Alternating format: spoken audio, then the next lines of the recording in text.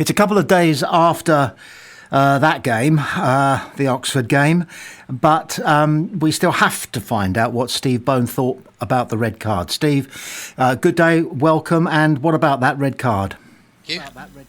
Yes, I keep on watching it back, and I've just watched it 5 minutes before talking to you just to remind myself. And it's a difficult one because it's not the most unjust red card I've ever seen, but far from it. You can see, I think you can partly see why it's been given, and we still don't know whether it was the referee's decision from first sight or the linesman intervened, or I don't know if the fourth official is allowed to even. I don't know who has said that is a red card, but obviously, between them or the referee has either made that decision himself or he's had help in making that decision. It's a clumsy challenge by Ogilvy, because the first contact, he's obviously trying to, it's a bad touch and he's trying to get the ball back, and the first contact is sort of ankle on ankle, isn't it, as he's trying to get to the ball, and that is what brings the Oxford player down, and Ogilvy then kind of wraps himself around it and gets the ball. And I think at the time, you can sometimes judge these things by people's reaction in real time. In real time, people thought, "Oh, okay, well that's a free kick against us. That's a shame." Maybe it could have been a booking, but I don't think anybody expected it to be a red card. And I think one of the tests for these things is, what would the reaction from both sides have been if he'd given a yellow card? Don't think Pompey would have complained too much. Pretty sure Oxford wouldn't have complained either, because I don't think they were expecting it to be red either. But it's a tricky one, because the more I think if you watch something 20 times and 30 times, you begin to see more and more, and you almost begin to sort of convince yourself, well, okay, maybe it was a bad one. But I don't know. I'm sure you've had a range of views given on Pompey Sound this week on it. That's probably where I'm coming from on it, though. Yeah, naturally the views of Pompey fans are biased. You would expect them to be biased. I'm biased, and I dare say you would admit that you are slightly biased as well, as a fan. But as a journalist, you're saying it was close, but probably not quite a red card. Have I got that right? Yeah, I think so, yeah. I think if you're given yellow, everybody gets on with the game. Oxford get their free kick. Nobody is looking back at that afterwards and saying, "Oh, this yellow card in the Pompey game, why wasn't that given as a red?" I don't think it's a talking point, whereas it became the talking point. And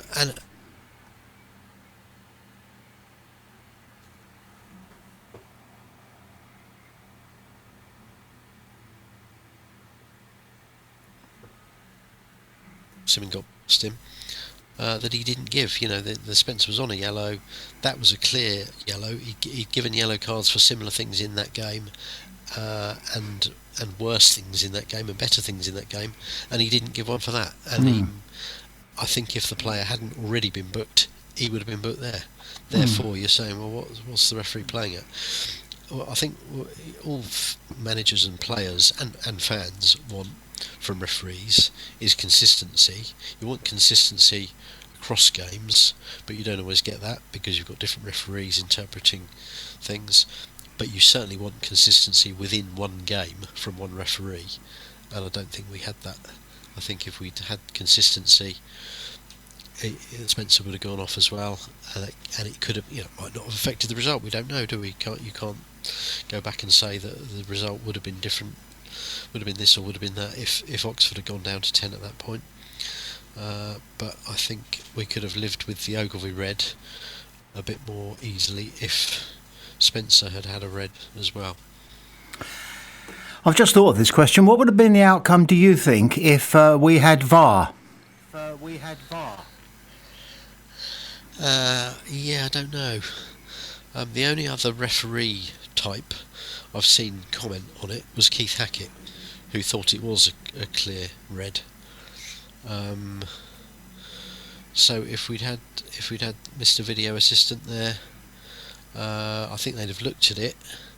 I don't know if they would have considered it clear and obvious mistake by the ref and tried to get him to have a look at it again. But VAR has there have been plenty of things that VAR has got involved in and tried to overturn or overturned that aren't clear and obvious, which is one of the reasons people don't like it. It's interfering in too much, isn't it? And I saw a couple of people say after this Pompey game, "Oh, I wish we had VAR in the Championship." Well, I certainly don't, because it was, you may get the odd thing going in your favour instead of against you, but you get just as many going against you that are in favour.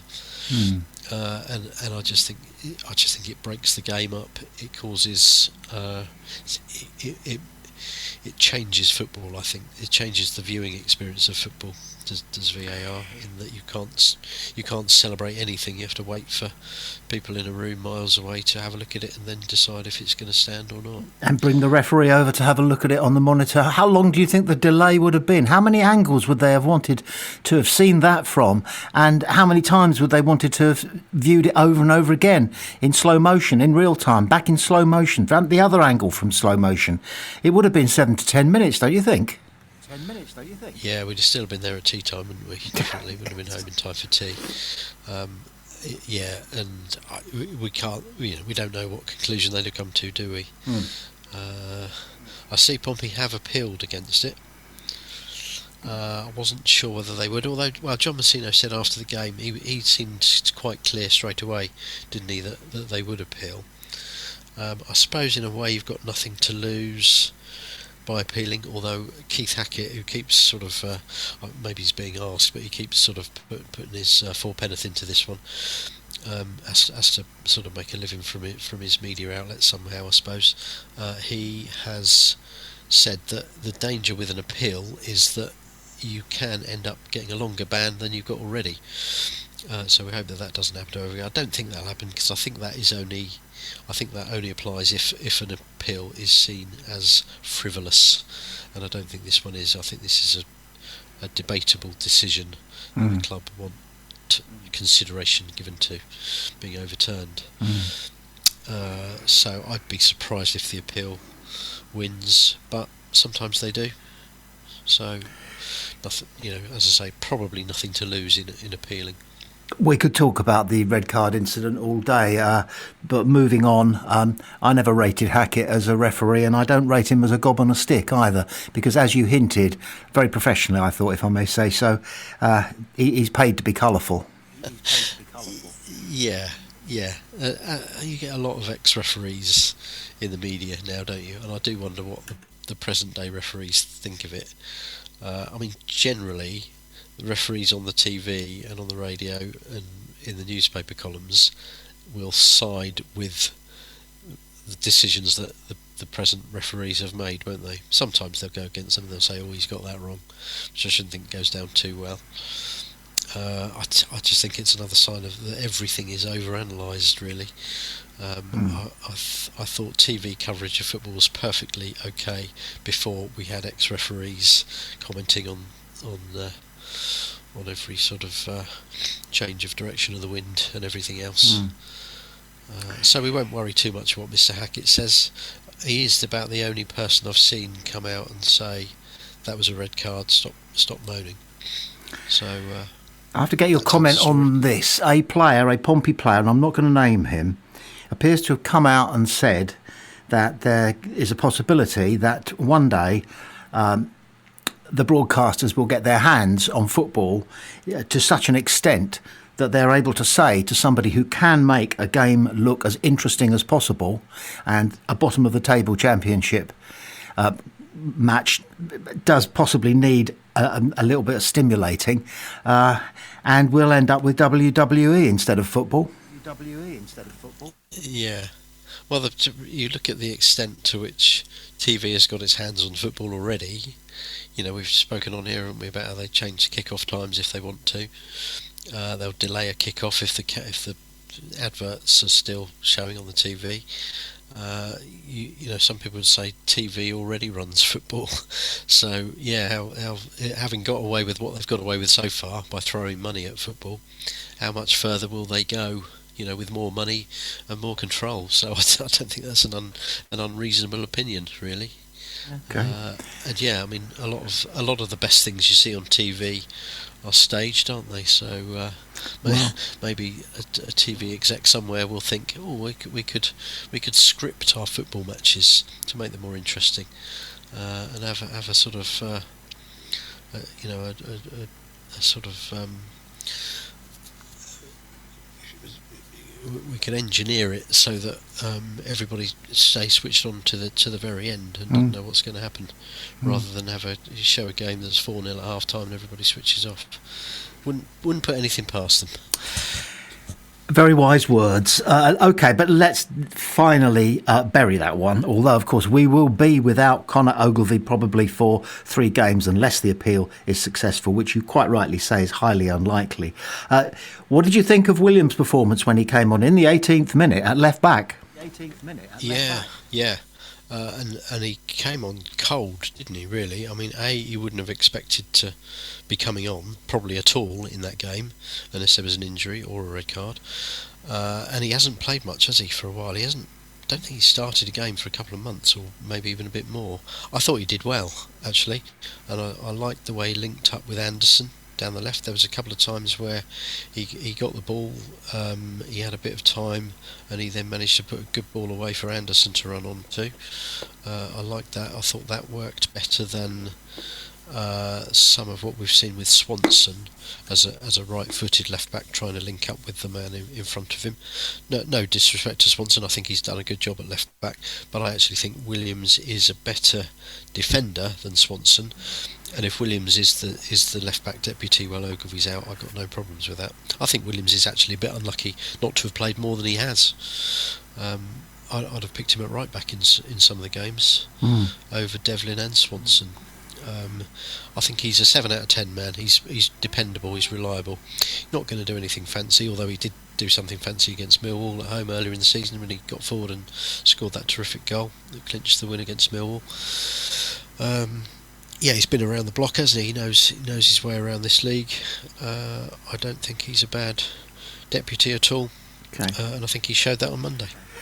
There have been 1 or 2 mild murmurings about Nicola Schmidt lately, and somebody who ought to know better, so I won't name that person, said that his kicking recently has become awful. I strongly disagree with that. I'd be interested to get your view, though.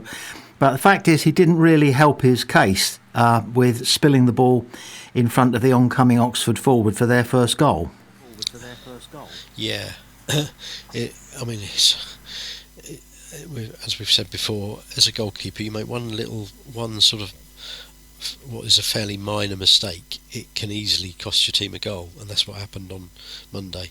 If a centre half had done that and sort of gifted possession to somebody 30 yards out, it probably wouldn't have ended in a goal. If a midfielder or striker does it, it just means you've lost possession for a bit. So goalkeepers are under the microscope, but they're there for a reason, and there have been 1 or 2 goals recently that we've let in that you've just thought he might have done a little bit better on. The one at that late one away to Blackburn that Blackburn equalised from was another one where you're kind of left thinking, want to look at that again. Could he have imposed himself more? Could he have done more there? And there have been a couple at home as well. So that's more of a concern for me than his kicking. I think his kicking is okay on the whole. He's even in the short time he's been with us, he's been asked to play different types of different styles of play. Really, there have been times where clearly he's been asked to always give the ball to a fullback or defender or to pack in front of him, and there have been other times where he's been told to kick it long.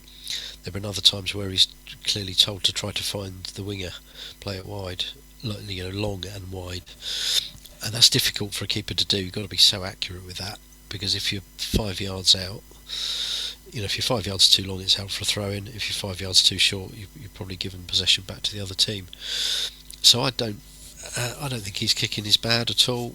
I do think his sort of dominance of his 6-yard box at times could be better, but I wouldn't be looking to change him.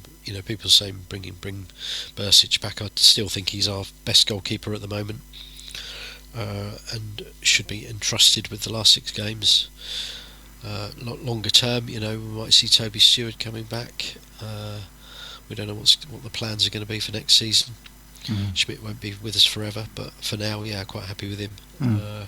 But there have been 1 or 2 recently goals that he's let in where you've kind of thought, could have done a little bit better there.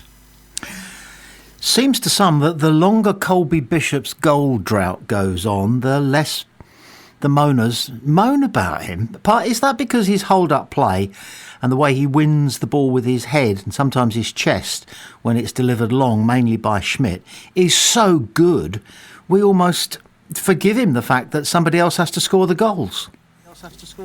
Yeah, I think there is a school of thought along those lines, definitely. I think when he doesn't play, you kind of you realise a bit more what he brings to the team, because it's not just, I know he's in the team as a centre forward and he should have scored more goals and he would have wanted to score more goals and we've needed him to score more goals, but he does bring a lot more to our play. He's very strong. He covers a lot of ground up front. He works hard. He does get... There have been a couple of games recently where I've thought that he's been giving away too many fouls, and I haven't had a lot of sympathy for him. On Monday, I thought he was manhandled all over the place by Oxford, and I thought the Oxford defenders got away with quite a lot against him. There was 3 or 4 that I can remember, 3 or 4 incidents where he was clearly fouled. If the same thing had happened, anywhere else on the pitch, it would have been given as a free kick, but almost because it was him, it wasn't given as a free kick. So he does get some rough treatment. Maybe that's because he's big, strong. Maybe that's because of the type of player he is. Puts himself about a bit, doesn't he? He's got the strength to do that. But I've noticed that as well. There's not as many. I think since he was dropped for those couple of games and Brown came in, that didn't work, and since then there's been less of a clamour for him to be left out or dropped. I think people can see there's not an obvious person to bring in his place. There's not somebody that you can say is definitely going to come in and score a goal every 2 games. That's the problem. Interesting that we've got Waddingham back fit for these last 6 games. I wonder if he will. Well, I'm sure he'll be on the bench.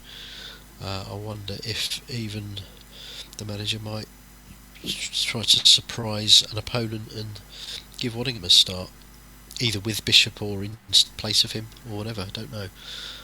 But no, I'm always happy to see Bishop in the starting 11, but it would be nice if he could poke one in from 2 yards out, wouldn't it, somewhere, just to get his confidence up. Yeah, his goal scoring confidence up. Do I remember rightly that he got off the plane, Waddingham, from Australia, still wearing his airline long haul slippers, and went straight out on the pitch and did a pretty good job? Did he? I don't remember that. Yeah, he might. Maybe I've got that wrong. Forget that question. Let's move on to another one. What's it like having 2 nice muscular wingers out wide, as opposed to the more lightweight chaps that we've tended to have the past couple of seasons? I thought both Anderson and Caballero were very good on Monday. And that was Anderson's first start, wasn't it? And scored 30 minutes in. He had to do a little bit for that goal. He had to take a little touch past the defender and be quite accurate with the shot. So that was good. If we kept 11 men on the pitch, who knows what other havoc he might have wreaked. So I like Anderson on the left, and Caballero. He started brilliantly. He then had a dip. He looks as though he's coming back to a little bit more like his sort of starting level now. A couple of really good runs, a couple of good crosses. Was instrumental in the goal with quite a strong header back in after the ball came to him beyond the far post. He was the one who headed it back in towards Bishop, and it then ran on to Anderson for the goal. Like both of those two. And as you say, it's nice to have a winger with a bit of strength to, you don't want one that's going to be wrestled off the ball easily. We had a couple of wingers earlier in the season that we saw. Yang had talent and had an eye for goal, but was quite lightweight. Bianchini was too lightweight, I think, for this division. for our purposes. But I think if Anderson and Caballero are the two first choice for the rest of the season, I think that's okay. You've got Ali in there as well, haven't you? To share duties on the left. Mm-hmm. Came on Monday and he's okay. He's gone off the boil a little bit, hasn't he, since a good start. Mm-hmm. But yeah, both good options for us. I think we just want one of their crosses to be put away, don't we? Absolutely. How much do you think we've missed Andre Dazelle? Yeah, I do think we have. I think Adams and Pack, who have been the two pretty much every game since Dazelle got injured. LaRue then came in for a game in a bit. I think Pack and Adams have done okay, did very well actually to start with, and gave us a different style in the middle, different approach. But I think with Dazelle back in there, you can see the difference, and I think if it's going to be Dazelle and Pack for a few games, and we might then see Dazelle and Adams. We haven't really seen that yet, have we? Dazelle and Adams together. We might have done when Adams first came in, but I think if that's going to be the midfield pairing, I think that's good. I think that's good balance.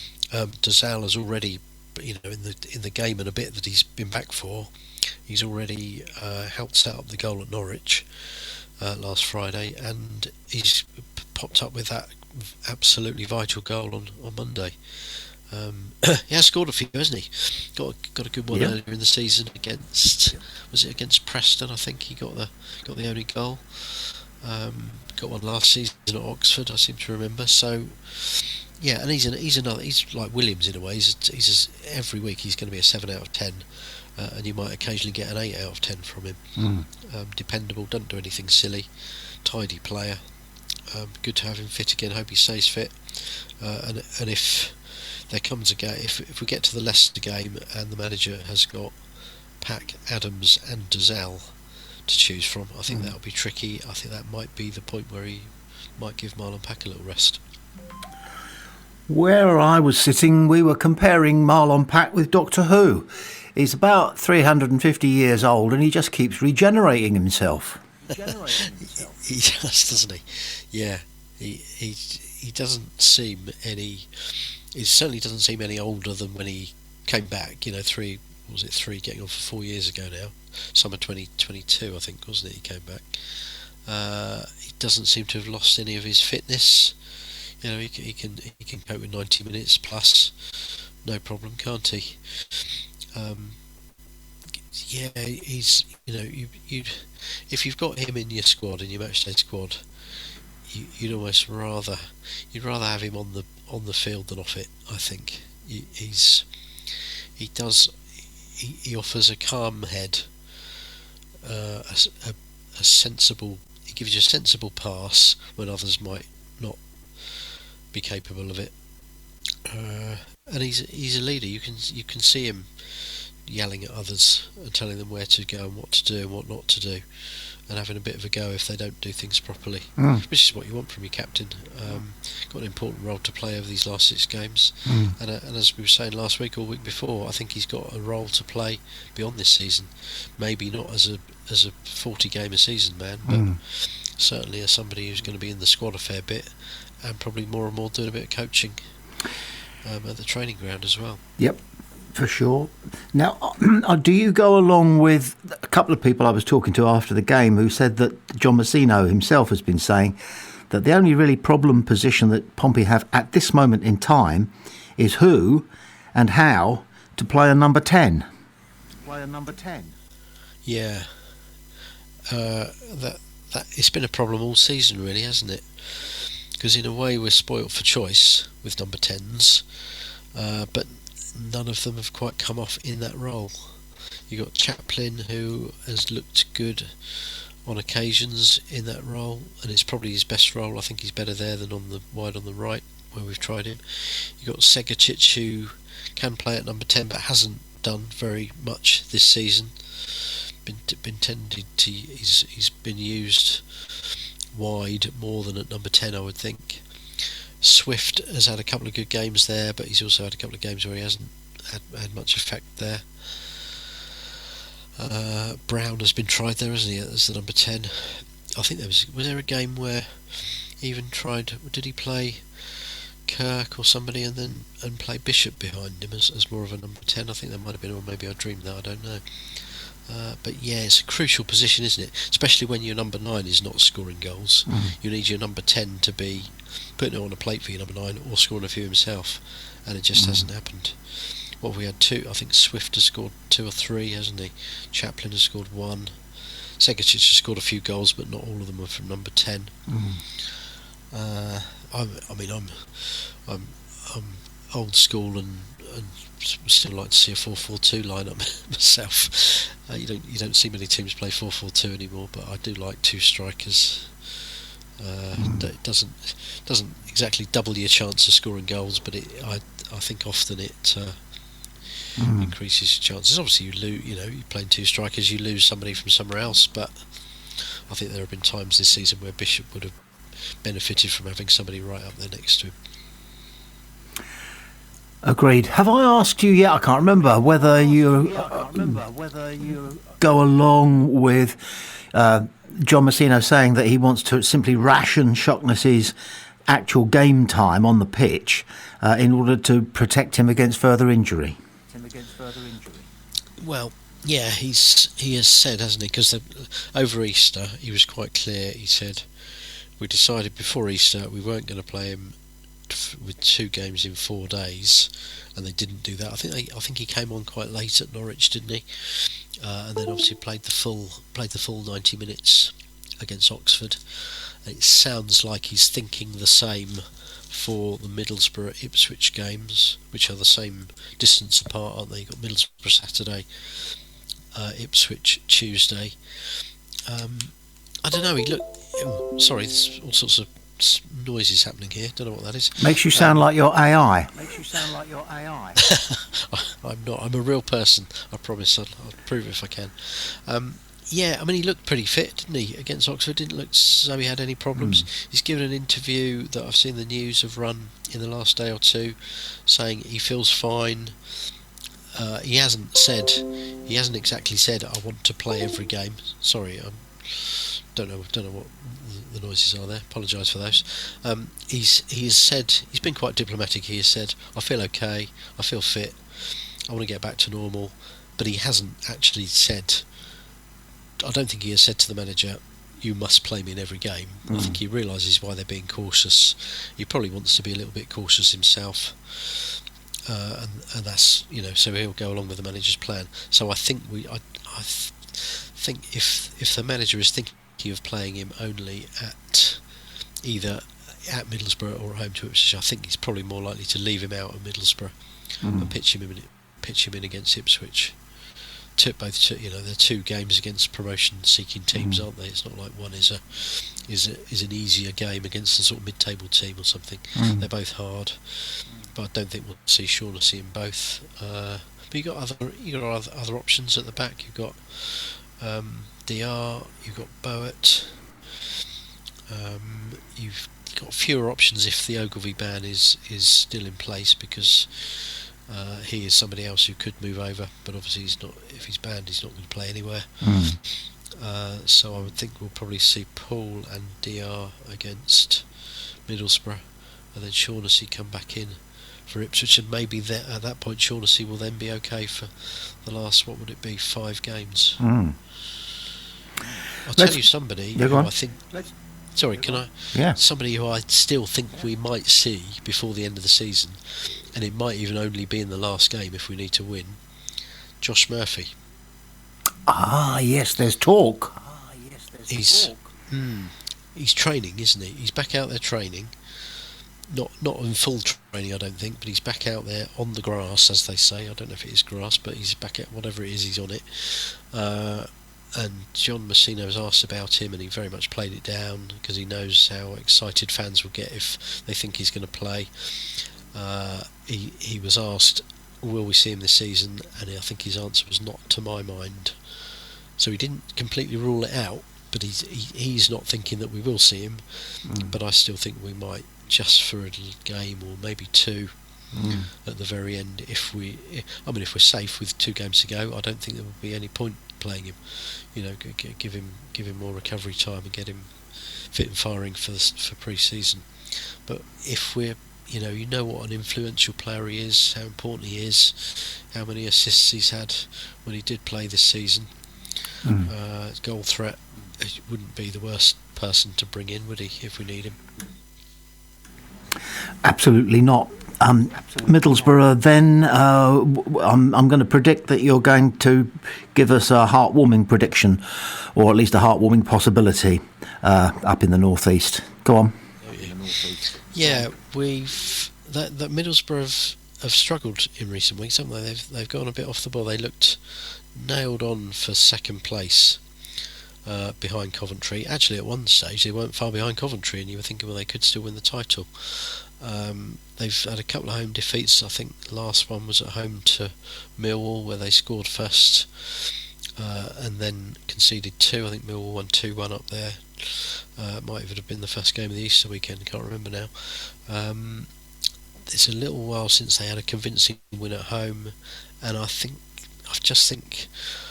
did think that we would beat Oxford quite convincingly on Monday. I think I might have predicted this on here last week. I thought we would beat Oxford quite convincingly and then go on to nick a sneaky little 1-0 up at Middlesbrough. Obviously we didn't beat Oxford convincingly. I still think we will get something at Middlesbrough. I don't think we'll lose, but I'm not sure we're going to go up there and win. I think we might fight back a couple of times and come away with a 2-2 draw, which might not be bad. No, that would do. Given that we're still not, we're still not in the bottom 3, despite everything, despite the run we've had. 1 win in 7, isn't it, or no wins in 7, or whatever it is. We're still not in the bottom 3. Other teams they're picking up points here and there, but they're not flying, are they? No. Oxford and Leicester still behind us. A point here and a point there could still be the difference between staying up and going down. So I would take a point from the Riverside if you offered it to me now. Great, Steve. As ever, thank you so much for all your insight and wisdom. Thank you. A pleasure. Take care. See you soon.